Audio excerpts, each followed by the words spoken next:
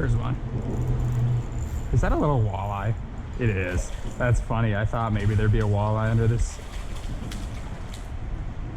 thing here. That is funny. Nice little guy. That is a cool fish. Get out of there. Ooh, little walleye. Right underneath the bridge here, guys, obviously. Makes sense, it's dark. Deeper hole. It's exactly where you'd expect the walleyes to be. Nice rock face right here. Just chilling here in this deep pool. Very cool. I'm just hammering the walleyes this year.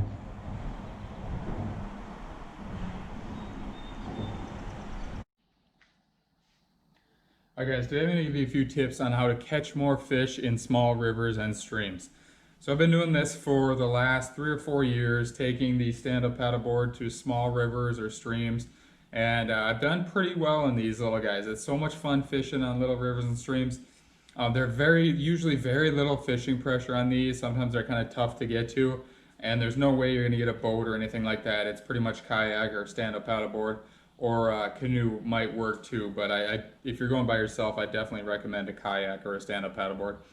Now, where you'd want to pick one over the other, I really like stand-up paddleboard on anything that doesn't have very fast-moving current, just because you can easily, you're way up on the water. Obviously, you're standing up, you can see into the water, and that's key, just to be able to find rocks, find stumps, find weed beds, find where the deeper water is, anything like that.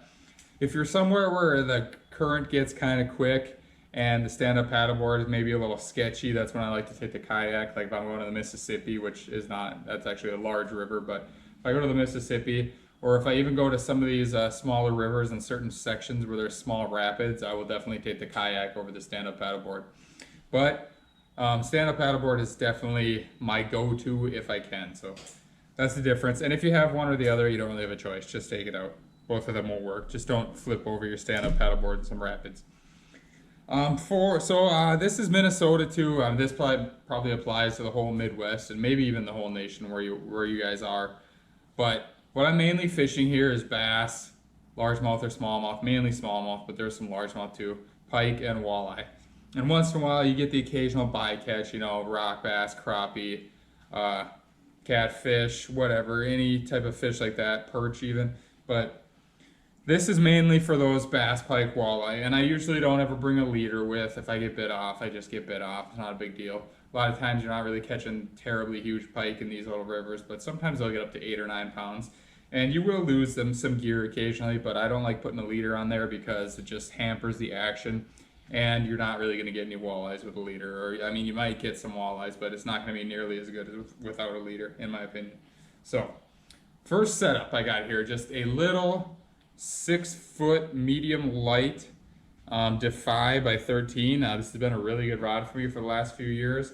It's a really small, medium light action, 6-footer. So the great thing about this short rod is it's so easy. A lot of the times when you're fishing on these little rivers, there's trees everywhere. So this one's really easy to skip under trees or swing under trees or whatever. Just get into little areas. This little 6-footer is really nice. You can't do that with a 7-foot rod very often. So this little rod is nice.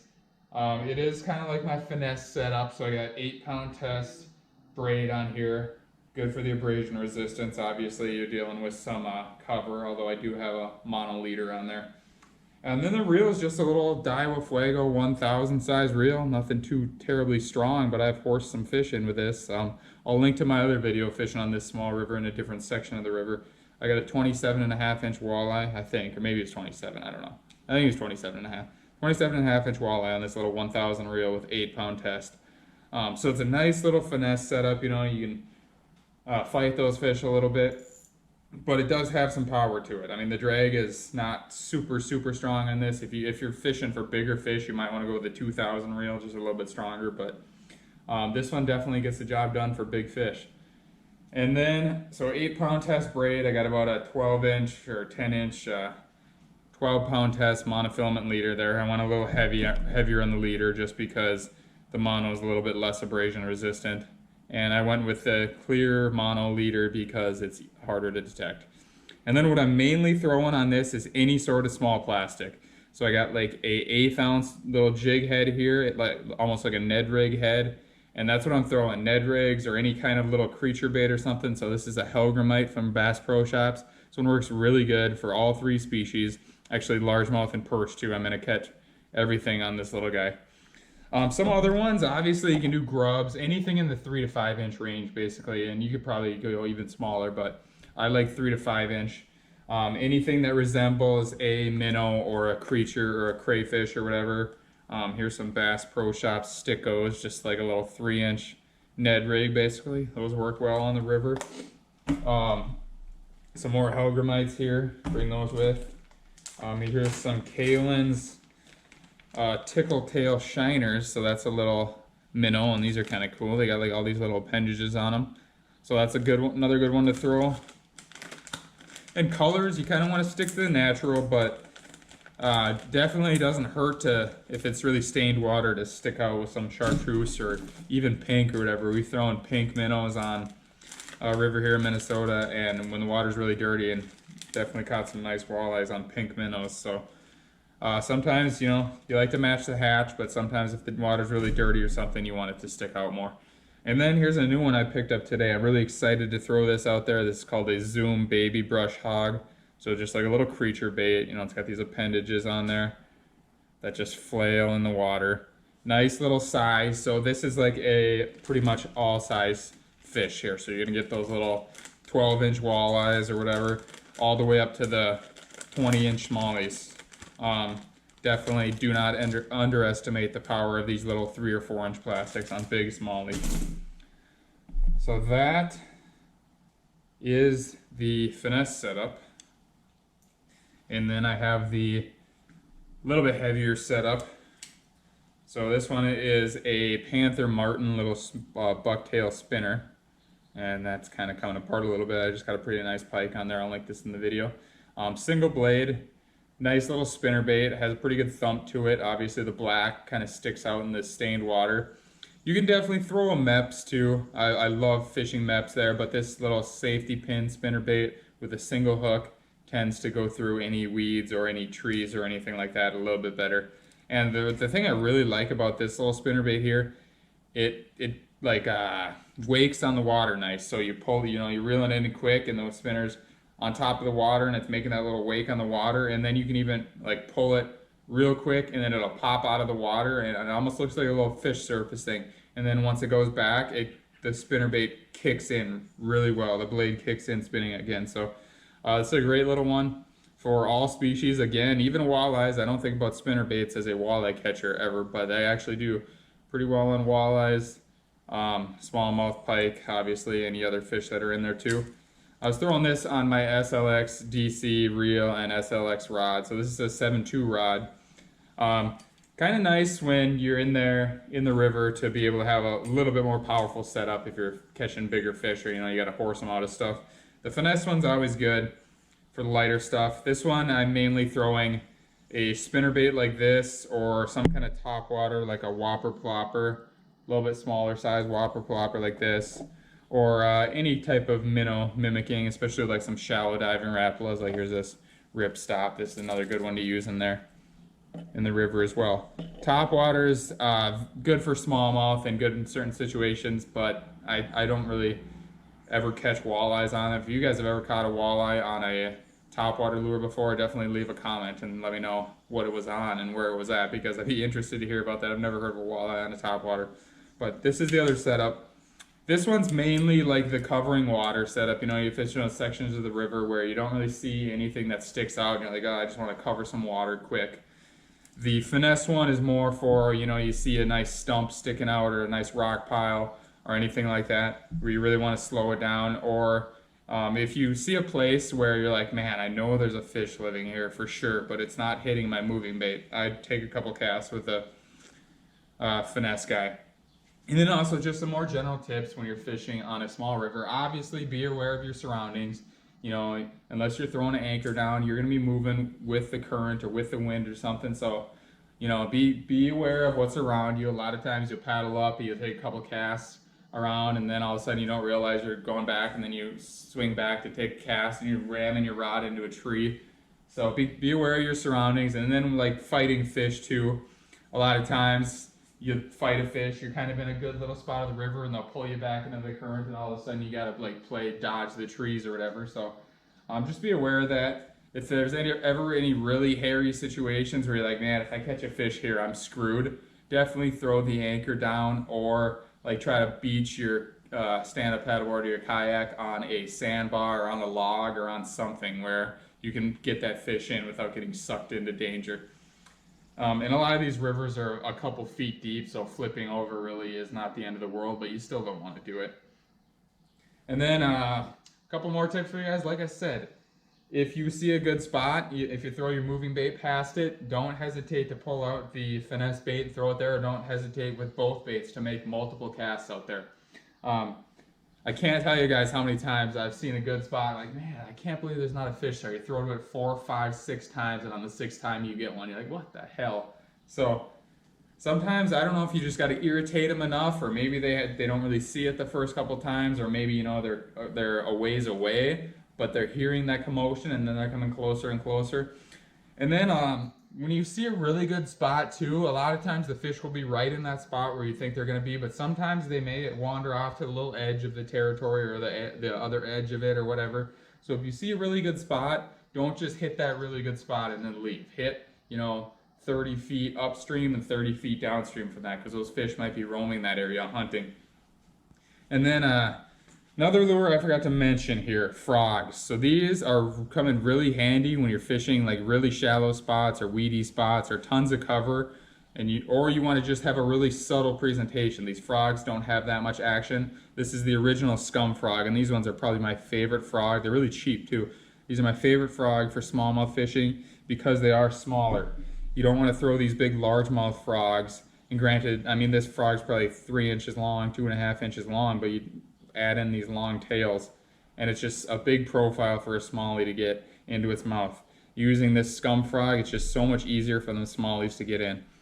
And yeah, it's great. It's great for getting into kind of tough spots, or if you want to be really subtle, those fish are really shallow and they're spooking easily, you can easily throw the scum frog on the bank and just work it into the water subtly, and that just is dynamite when those fish are shallow. If you're throwing something like a whopper plopper or any other topwater, and you're throwing it into the, basically right where they're sitting, a lot of times that'll spook them. Sometimes it'll spook them and they'll swim away and then come back and hit it. But if you can throw that frog up under the bank and just hop it in the water, that's amazing.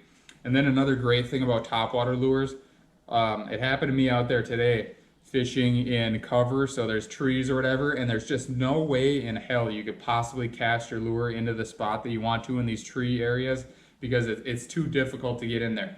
But with a topwater, you can cast it upstream and you can let the current take it into that spot. And unfortunately, I missed the smallmouth. I was doing that today with my whopper plopper, but I casted it up and I was kind of letting the current take it into a tree because there was some overhangs here, and I couldn't skip under it. Obviously, with a bait caster, I couldn't skip under it. But you can cast that that topwater lure up, and then it'll go under those and into like the main area of the tree where the big trunk of the tree and everything is sitting where those fish are.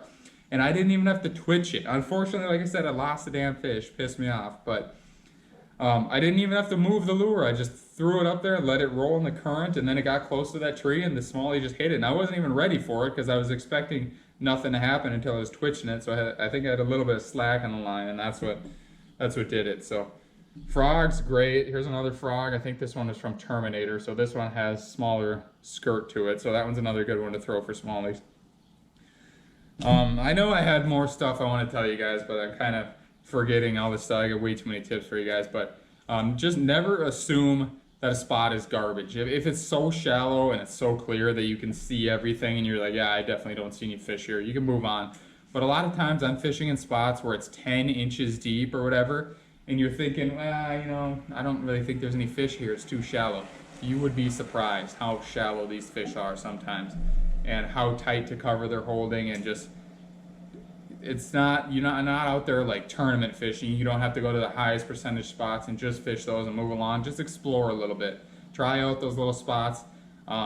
A lot of times, I promise you guys, these fish are in shallow water. They're in places where you're surprised that they are. Any type of inlets or something coming in, or any type of like little slack water eddies, even if these eddies are literally like the size of a decent sized smallie, a 17, 18 inch smallie, and that's all the bigger they are, there can be fish sitting in those. So never pass up any areas just because they don't look like they're that deep or they hold that much fish. So I think that's about it for the tips I got for you guys. I'm going to mix some footage in here, so hopefully you guys enjoy this footage. Hopefully you learned something in this video. If you did, give it a like, give me a comment, showing some support, please. I really appreciate that. It motivates me to make some more videos, and subscribe to the channel for more tips like this. Thanks so much for watching, guys. I'll see you next time.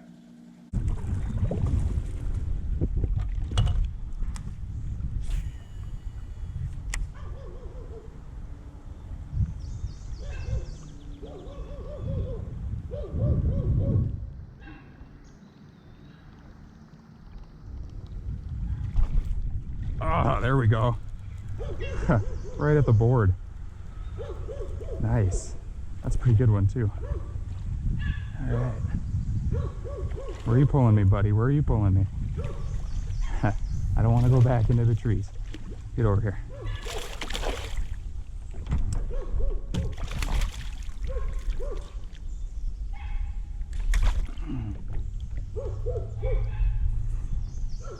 Shit.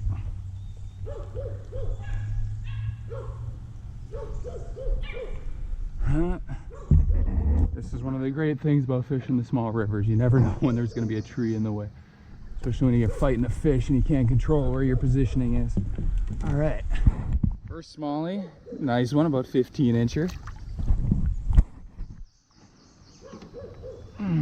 Good start to the day.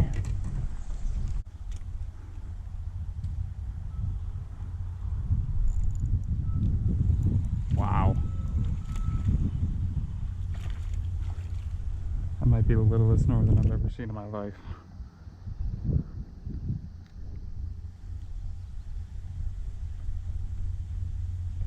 Open your mouth. Attaboy. Jesus. Look at this fish, you guys. What a little beauty. Barely longer than my fingers.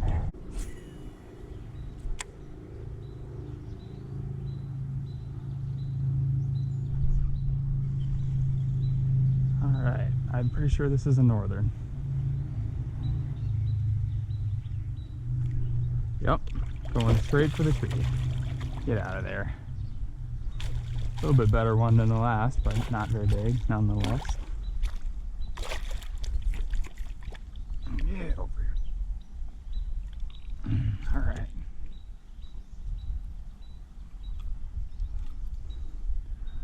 Decent little pike. Up in this slack water area here with some weeds. I almost didn't throw up there because I thought it was going to be too shallow, but I don't think there is such a thing as too shallow.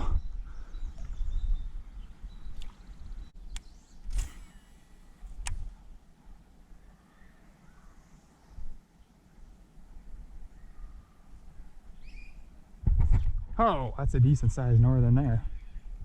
Nice. Get out of the wood though. Get out of the wood. Have to clamp the drag down on you. Holy cow. That is a pretty decent sized northern there. Nothing wrong with that. Oh buddy, get up here.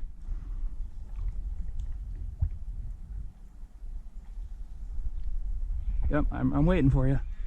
I'm waiting for you. Wow. Fat pike guy. That was a cool catch. I wasn't expecting that. Look at that guy. I'm holding him the wrong way. I would hold him the other way, but if I loosen my grip on him, he's gonna thrash out. Cool catch.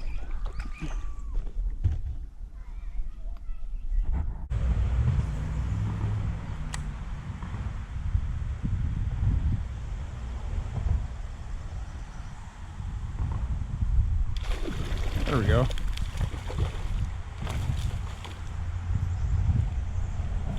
There's a little smallie. Can you stay on for me this time, buddy? Oh, I got a good hook set on you. Chubby little guy. Nothing special. See you later, buddy.